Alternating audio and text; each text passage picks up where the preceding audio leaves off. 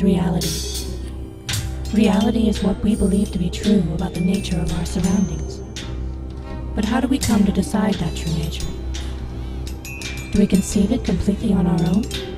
Or do other devices gently sway our thoughts onto a pre-decided path? This is the hard question we must all ask ourselves as free humans on this planet. New sculpts your reality.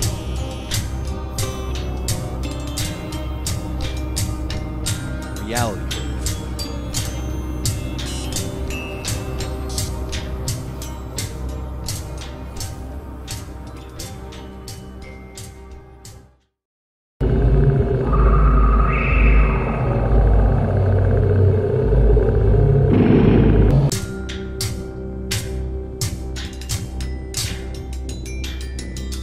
What is reality?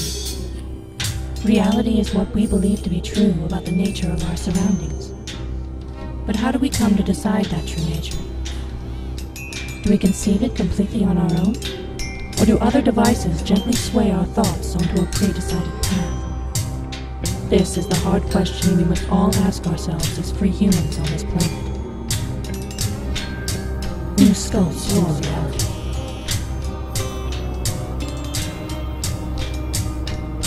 Reality.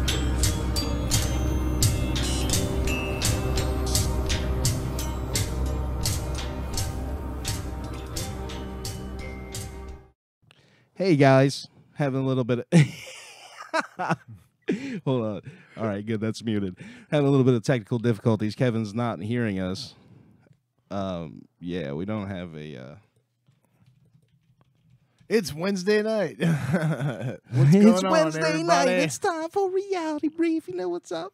Your one-stop shop for technical difficulties. Trying to tell Kevin to make sure his audio is up, but he.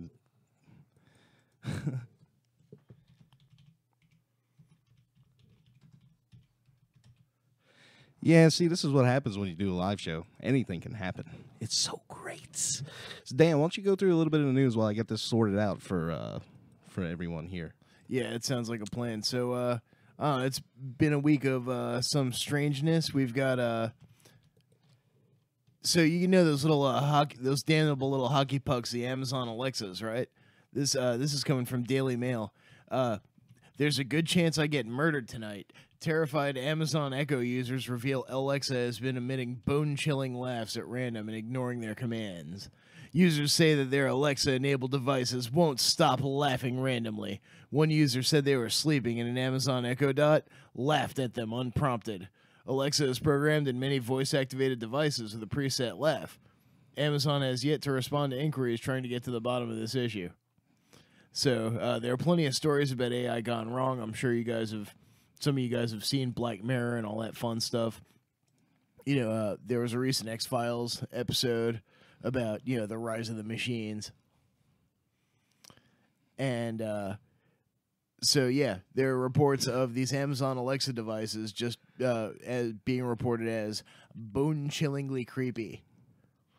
Some users say their Alexa-enabled gadgets start laughing at them completely unprompted. One user reportedly tried to turn on the lights in their home, but Alexa repeatedly turn off the lights in their home, but Alexa repeatedly turned the lights back on, eventually uttering an evil laugh, according to BuzzFeed. Another Echo Dot owner said that they told Alexa to turn off their alarm in the morning, and she responded by letting out a witch-like laugh. We can hear you, Kevin. He can't see the messages. He hasn't seen them yet. I'm sending the message over and over again. Yeah. So Amazon has yet to respond to inquiries requesting more information about the error, BuzzFeed says. So for now, more and more users say they're sleeping with one eye open next to their Alexa-enabled devices. Why not just sell the damn thing? Check the message. Oh, this is great.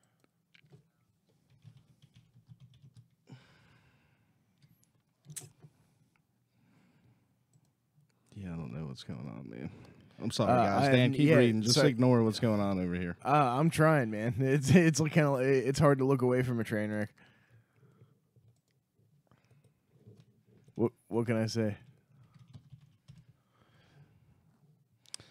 So we had this show planned for last week that was supposed to be this entire show about the whole school shooting thing, and we just didn't have a chance to do a broadcast that week at all. Like, we try, guys. Life is hard. Sometimes we don't ever act together. But, we've got a ton of news about that stuff. But, it's just kind of depressing, and I'm kind of tired of hearing about it for just weeks at a time. So, what's it? One thing that I think is worth discussing is what I'm calling the 12 monkeys scenario. So supposedly there's this CDC doctor that recently went missing, and there's a bunch of weird stuff going on connected with that too. Can you hear me? Can you hear us, Kevin? Can you hear us? Yeah, we can hear you, man, but you're not hearing us for some reason.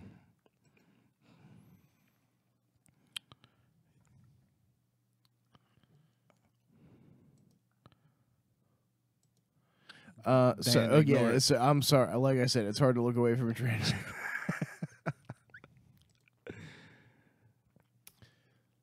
But this is gonna be way worse than a train wreck, apparently.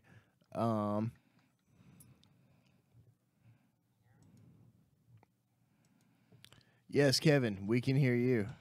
I'm telling you, bro, we can hear you. Yeah, and I'm trying to find the article because Can you hear us now? As usual, we by chance don't have our whole. No, we got somebody else calling. Hey, let's see if they can hear us too. Hello? This will be a good test run. Hello, caller. You're live on Reality Brief. How's it going? Hello. Okay, so. Hello? Hello? Hello, caller. You're live on Reality Brief. How can we help you? No, we got massive catastrophic failure here, guys. Oh my gosh. Dan, to be read fair, something. To be fair, we did just get a brand new computer, so there is that. I don't understand. Everything was working fine, man. All right, so a lot of dumb things have happened during this current presidential administration, but I think this could be one of the dumbest, and this is actually back from December 19th. A federal ban on making lethal viruses is lifted. That's right. Yeah, apparently there was a federal ban on making lethal viruses, which, we can discuss, in peak and cap. Will there be a private sector need to create lethal viruses? But that's not what we're talking about right now. As of right now, federal ban on making lethal viruses is lifted, so we can debate whether or not this is a good thing. The National Institute of Health will create expert panels to assess controversial research into creating pathogens that easily infect humans. Federal officials on Monday ended a moratorium imposed 3 years ago on funding research that alters germs to make them more lethal. So now such work can proceed, said Dr. Francis S. Collins, the head of the National Institutes of Health, but only if a scientific panel decides that the benefits justify the risks. Some scientists are eager to pursue these studies. Can you hear us now? Yep. Can you hear us now? Oh, yeah, that's awesome. Go ahead, Dan. So, critics say these researchers risk creating monster germs that could escape the lab and create a pandemic. Now, a government panel will require that researchers show their studies in the area are scientifically sound and they will be done in a high-security lab. So the pathogen must be modified to pose a serious health threat, and the work must produce knowledge such as a vaccine that would benefit humans. Finally, there must be no safer way to do the research. So, they're trying to say they're keeping it on a tight leash, but, we've all seen 12 Monkeys. You know how that goes. So, yeah. And this connects to a couple of other headlines that are kind of unsettling. One of which is, the main point of this. Missing CDC scientist allegedly told his neighbor to delete his phone number a day before he went missing. He was a CDC doctor named Timothy J. Cunningham. He was a Harvard-educated epidemiologist who aided the CDC in responses to Ebola and Zika outbreaks. made the unusual comment to Viviana Torre's husband the day before he went missing. This guy was an official from the Center for Disease Control, goes missing, and allegedly talked to a neighbor about deleting his cell phone number. He told so this lady says he told my husband to tell my wife, me, to erase the cell phone number from my cell phone, Torrey told CBS. Days before Cunningham, a commander in the U.S. Public Health Service, went missing. He found out that he would not be promoted to branch Can you hear manager me? at the CDC. Skype disappeared. Dude, Skype sucks. Yeah, I can hear you. Kevin, can you hear us? Here, hey guys, check this out. It's awesome. Can you guys hear me at all, or? Yeah, we can hear you just fine. Can you hear us? No? No. Do we, Can't- No, you sure can't we hear have me? Something like that No, plugged we in? can hear you just fine, man. Oh, yeah.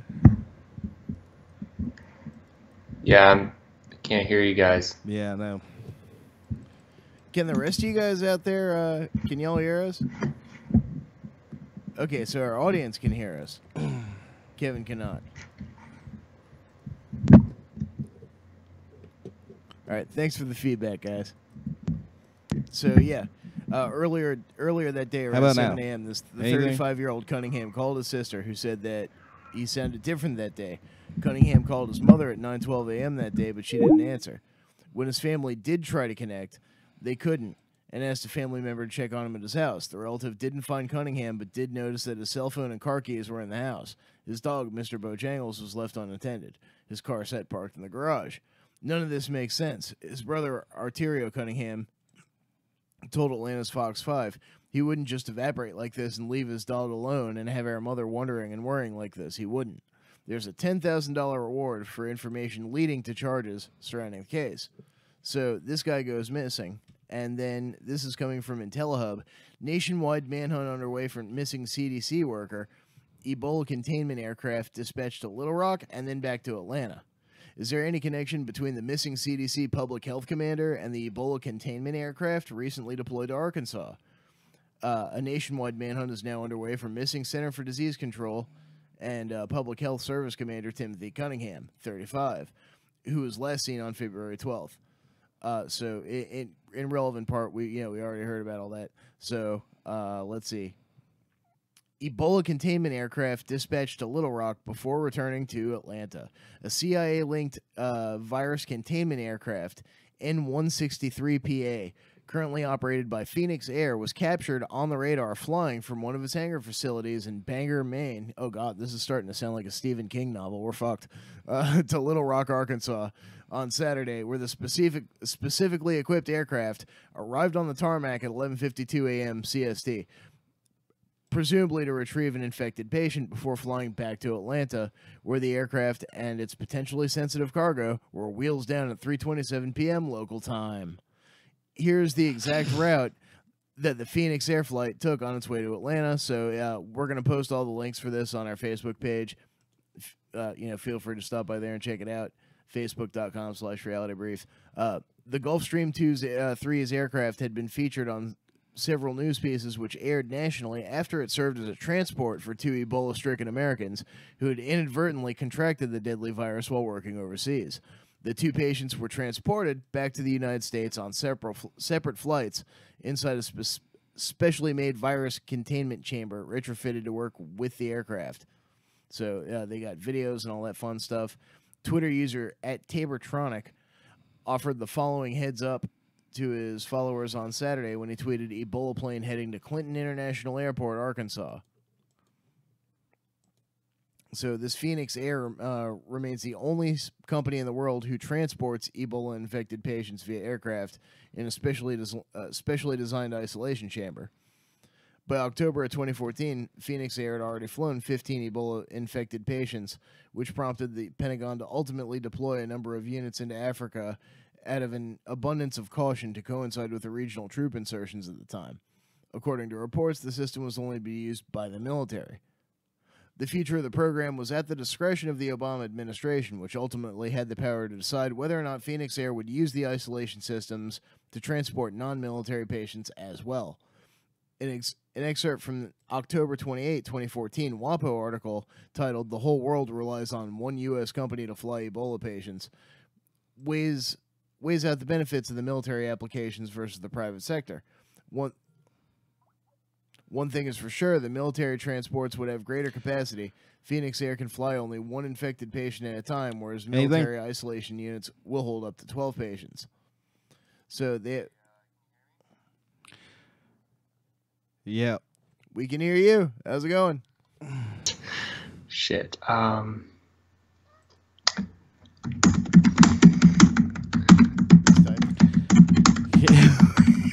Let me turn it on. Can you hear it? Hey, can you hear us? Yo. Can you hear us? Yeah, we can hear you. We can hear you. Can you hear us? All right. What the fuck, man? What a train wreck. Maybe your headphones are fucked. Man, you're hearing other sounds. Oh, he can't hear me. All right, so in 2018, Phoenix Air looks busier than ever. In fact, flight records indicate that N163PA had been bustling. Just that one aircraft alone had run over 50 flights since January. Then there's this. Man sends suspicious white powder letters to the White House on the same day that Timothy Cunningham went missing. Could there be a connection? It just so happened CDC epidemiologist Timothy Cunningham went missing on February 12th, which is the exact same day that 5 suspicious letters containing a white powdery substance were received at the White House by Donald Trump Jr., his wife Vanessa, and several others. A Massachusetts man by the name of Daniel Frizzello, 24, was arrested at a home he shares with his parents and is awaiting a court hearing on Monday after being suspected of mailing these potentially hazardous substances to prominent U.S. officials. Frizzello could face up to 10 years in prison if convicted of mailing a threat to a federal official. It is not known if there's any connection between these two cases, but these are some very interesting dots to connect, and something kind of freaks me out about this. This does seem like a 12 Monkeys scenario, Bruin. So, keep an eye out for headlines revolving around this, because I think shit's gonna get real. Super real. Yep, super duper real. What's in? Hey, what? Somebody was calling earlier, and somebody else want to call in real quick, and so we can see if it's something on his end and or something on our end. If you can hear us, what's that number, Dan? 757-528-8130. That's right. 757-528-8130. But if somebody wants to help us test out our Skype, that'd be rad. Yeah. Great. So we've got Facebook and Google struggling to squelch these crisis actor posts. Hello, can you hear us? Hey, you're live on Reality Brief. What's going on? Can you hear us? Nope. People are having trouble hearing you. Try moving closer to your mic. I'm or move very away close. from background I'm noise. eating my mic. All right, guys. Look, this is what's going to have to happen here. I'm sorry about this. What we're going to do is we're going to cut the broadcast for just a minute. I'm going to restart and reconfigure some stuff, and then we're going to jump back on. Sorry for the delay here. With something fuckety's going on with Skype, and it just doesn't surprise me. New computers, new stuff. It just doesn't surprise me. We're sorry.